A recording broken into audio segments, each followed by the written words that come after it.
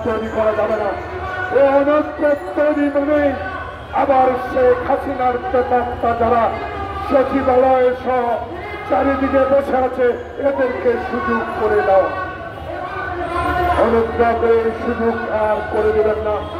বাংলাদেশ এমন একটি দেশ গড়ব যে দেশে আর ডিমের চালের আর পেঁয়াজের সিন্ডিকেট হবে না।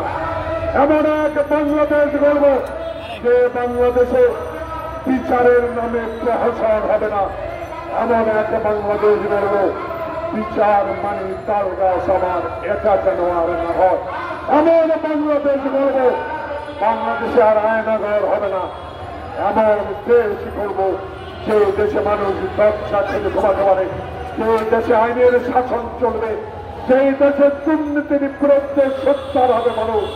এমন একটি দেশ গড়ার সংকল্প নিয়ে আমার নেতা তারেক রহমান বাংলাদেশে 16টি বছর সকল অন্যায় অত্যাচার সহ্য করেও বাংলাদেশের জাতীয়তাবাদী শক্তিকে ঐক্য রেখে বাংলাদেশে ছাত্র বৈষম্য জনতার আন্দোলনকে সফল করেছে।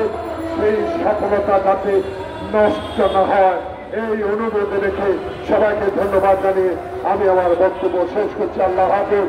বাংলাদেশ জিন্দাবাদ।